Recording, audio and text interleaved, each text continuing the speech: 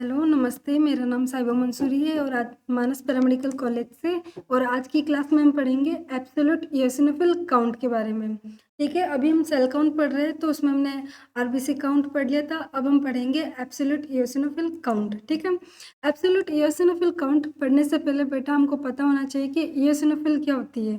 ठीक है, तो इओसिनोफिल क्या होती है, हमारी जो डब्ल्यूबीसी होती है उसी का क्या होता है, एक टाइप होता है। बताया, डब्ल्यूबीसी दो टाइप की होती है, ग्रेनुलोसाइट और एग्रेनुलोसाइट। ग्रेनुलोसाइट जिसके अंदर ग्रेनुल्स प्रेजेंट है, ठीक है, वो होती है न्यूट्रोफिल, इओसिनोफिल और बेसोफिल। जबकि एग्रेनुलोसाइट जिसके अंदर ग्रेनुल्स क्या होते हैं, एब्सेंट होते हैं, जैसे मोनोसाइट और लिम्फोसाइट। तो आज हम इओसिनोफिल काउंट के बारे में पढ़ेंगे। ठीक है, इंट्रोडक्शन देखते हैं। An absolute eosinophil count is a blood test that measure the number of one type of WBC called eosinophil. मतलब इओसिनोफिल काउंट क्या होता है, ब्लड टेस्ट ही होता है जिसके अंदर हम मेनली कौन से सेल को काउंट करते हैं, इओसिनोफिल को। मतलब इसमें हम पूरी होल डब्ल्यूबीसी को काउंट नहीं करते, ओनली किसको काउंट करते हैं, इओसिनोफिल को। ठीक है, the eosinophil become active when you have certain allergy, disease, infection and other medical condition. मतलब नॉर्मली हमको पता है इओसिनोफिल मतलब डब्ल्यूबीसी ब्लड में सर्कुलेट होती है, वो ज़्यादा एक्टिव कब हो जाती है, फंक्शन कब करेगी, जैसे अगर मान लो कोई पैरासाइटिक इन्फेक्शन आ जाए अपनी बॉडी के अंदर, मान लो पैरासाइटिक इन्फेक्शन हो गया या फिर कोई एलर्जिक डिजीज हो गई, उस कंडीशन में इओसिनोफिल क्या हो जाती है, एक्टिव हो जाती है। अगर हम इस इओसिनोफिल के स्ट्रक्चर के बारे में देखते हैं ना, तो इओसिनोफिल ऐसे दिखाई देती है हमारे को, माइक्रोस्कोप के थ्रू हम जब देखते हैं ना स्टनिंग के बाद, तो ऐसे दिखाई देती है। मतलब इसका जो ये न्यूक्लियस होता है ना, वो कैसा होता है, बाइलोब्ड होता है, मतलब इसके अंदर दो लोब्स प्रेजेंट होते हैं। ठीक है, अगर हम इसका नॉर्मल साइज की बात करें तो इसका साइज होता है 10 से 16 माइक्रोन मीटर। इसके अलावा इसके अंदर छोटे छोटे क्या प्रेजेंट होते हैं, ग्रेनुल्स प्रेजेंट होते हैं, तभी तो ये किसका टाइप होती है, ग्रेनुलोसाइट का। ठीक है, और अगर हम बात करें इओसिनोफिल का लाइफ स्पेन की, तो इओसिनोफिल का लाइफ स्पेन होता है 7 से 12 दिन। ठीक है, तो ये जनरल इसकी मॉर्फोलॉजी थी कि इसका शेप कैसे होता है, इसका साइज कैसे होता है, इसका न्यूक्लियस कैसे होता है, इसका लाइफ स्पेन कैसे होता है, ये देखते हैं। ठीक है, पर्पस क्या होता है, क्योंकि हमें क्या करना है, ब्लड टेस्ट परफॉर्म करना है। ब्लड टेस्ट में क्या है कि हमें इओसिनोफिल को काउंट करना है ब्लड के अंदर। तो क्यों करना है, उसके भी पर्पस होते हैं। तो वो होता है, सबसे फर्स्ट पर्पस होता है to measure the number of eosinophil in the blood. पहले ये है क्योंकि हमें काउंट क्या करना है, इओसिनोफिल के ब्लड के अंदर, पेशेंट के ब्लड के अंदर इओसिनोफिल का अमाउंट कितना है, तो सबसे पहले हमें यही पता लगाना है। इसके अलावा to diagnose parasitic infection and allergic condition. ठीक है, क्योंकि इओसिनोफिल का काम क्या होता है, पैरासाइट, अगर मान लो अपनी बॉडी के अंदर कोई पैरासाइटिक इन्फेक्शन हो रहा है या फिर एलर्जिक कंडीशन हो रही है, तो उनसे लड़ने के लिए कौन काम करती है, इओसिनोफिल। ठीक है, अगर हम मेथड की बात करें तो मेथड का नाम होता है हीमोसाइटोमेट्री मेथड। मतलब हीमोसाइटोमीटर का यूज़ करके हम क्या करते हैं, इओसिनोफिल को काउंट करते हैं। ठीक है, क्योंकि हमको पता है हम ब्लड सेल्स कौन सा इंस्ट्रूमेंट की मदद से काउंट करते हैं, हीमोसाइटोमीटर। ठीक है, इसका प्रिंसिपल की बात करें तो the blood is mix with Hinkelman diluting fluid. ठीक है, after mixing the blood the diluting fluid cause lysis of RBC and provide red purple colour to eosinophil. मतलब सबसे पहले हम क्या लेंगे, ब्लड सैंपल लेंगे और इसके अंदर हमारा जो डाइल्यूटिंग फ्लूइड होता है ना, उसका नाम होता है बेटा हिंगल्समान डाइल्यूटिंग फ्लूइड। ठीक है, या फिर आप बोल सकते हो इओसिनोफिल डाइल्यूटिंग फ्लूइड। तो ब्लड को कौन से डाइल्यूटिंग फ्लूइड के साथ मिक्स करेंगे, हिंगल्समान डाइल्यूटिंग फ्लूइड के साथ। जैसे ही मिक्स करेंगे ना, तो ये फ्लूइड क्या करता है, आरबीसी का क्या कर देता है, लाइसिस कर देता है, क्योंकि ब्लड के अंदर मिलियंस अमाउंट में आरबीसी होगी। ठीक है, अगर आरबीसी होगी तो हमें इओसिनोफिल काउंट करने में क्या होती है, दिक्कत आती है। ठीक है, इसलिए हम क्या करते हैं, आरबीसी को लाइसिस करके रिमूव कर देंगे, तो इओसिनोफिल को हम क्या कर सकते हैं, इजीली काउंट कर सकते हैं। इसीलिए डाइल्यूटिंग फ्लूइड क्या करता है, आरबीसी का क्या कर देता है, लाइसिस कर देता है, और साथ ही साथ provide red purple colour to eosinophil. साथ ही साथ ये डाइल्यूटिंग फ्लूइड क्या करता है, रेड पर्पल कलर प्रोवाइड करता है अपनी इओसिनोफिल सेल को, ताकि जब हम इनको ऑब्जर्व करें हमें अच्छे से वो क्या हो जाए, आइडेंटिफाई हो जाए। तो ये होता है इसका प्रिंसिपल। अगर हम रिएजेंट की बात करें, मैंने बताया था डाइल्यूटिंग फ्लूइड का यूज़ करते हैं, तो कौन सा डाइल्यूटिंग फ्लूइड यूज़ करते हैं, हिंगल्समान डाइल्यूटिंग फ्लूइड, या फिर आप बोल सकते हो इओसिनोफिल डाइल्यूटिंग फ्लूइड का यूज़ करते हैं। ठीक है, रिक्वायरमेंट की बात करें तो हमें चाहिए, आप सबको पता है सेल काउंट करने के लिए हमें क्या चाहिए होता है, न्यूबार चेम्बर, या फिर आप सेल काउंटर भी बोल सकते हो उसको। ठीक है, ये चाहिए होता है, या फिर हेमोसाइटोमीटर बोल सकते हो। लेकिन अगर हमें ओनली एओसिनोफिल को काउंट करना है ना, तो इसके लिए हम कौन सा चैम्बर का यूज़ करते हैं? फचेस रोजेंथल चैम्बर।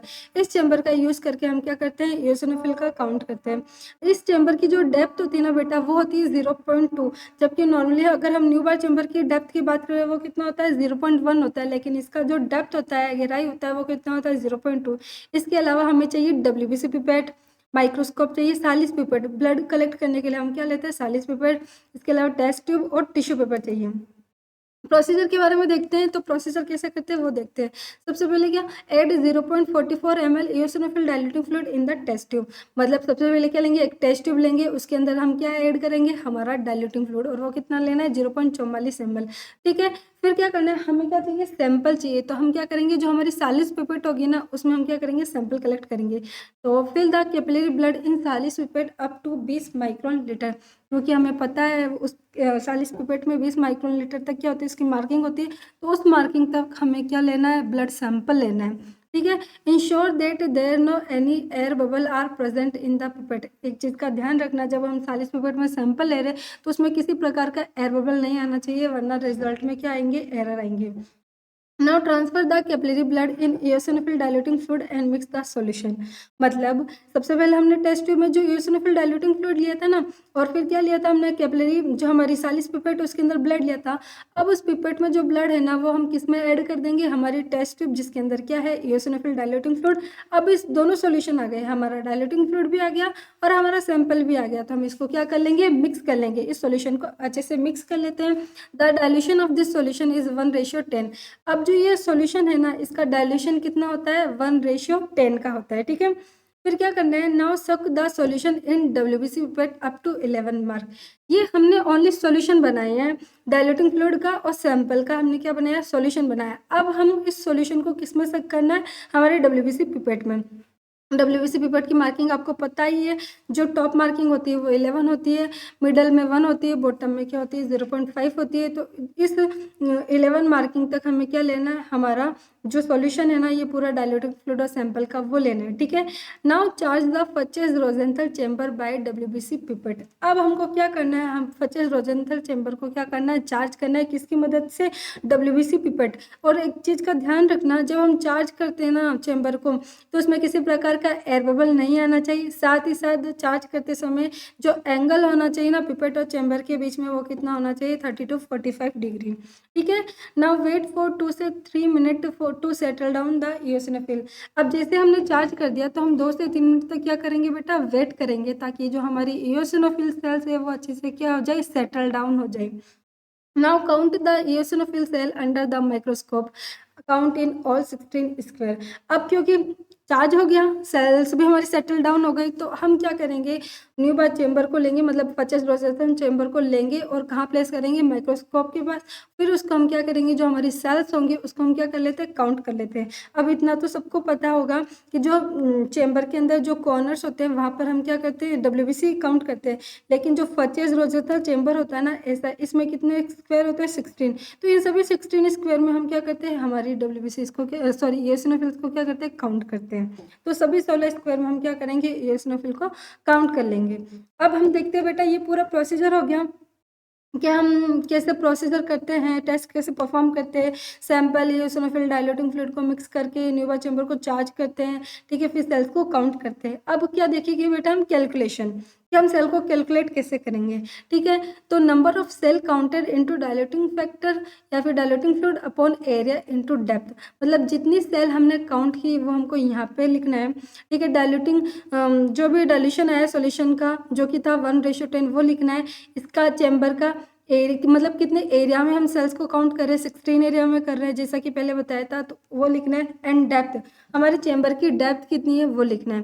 ठीक है, तो ये देखो eosinophil n हम मान लेते हैं कि हमने इतनी सेल को काउंट किया है। 10 इसका डायल्यूशन है, 16 स्क्वायर में हमने सेल्स को काउंट किया है, और इसका 0.2 क्या होता है? चैम्बर का डेप्थ होता है। जैसे हम कैलकुलेशन करेंगे तो क्या आएगा? n इंटू 3.12 ये आएगा। ठीक है, अब जितनी भी सेल्स हम काउंट करेंगे ना, उसको यहाँ रख देंगे, चाहे वो 20 हो गई, 15 हो गई, जो भी सेल्स है उसको यहाँ प्लेस कर देंगे, एंड देन उसको मल्टीप्लाई कर लेंगे 3.12 से, और जो भी फिर रिजल्ट आ जाएगा कि इतनी eosinophil होती है ब्लड के अंदर। और नॉर्मल रेंज की बात करें ईओसिनोफिल का नॉर्मल रेंज तो वो कितना होता है बेटा 50 से 500 मतलब 50 to 500 सेल पर क्यूबिक mm होता है। तो आज की क्लास में बस इतना ही।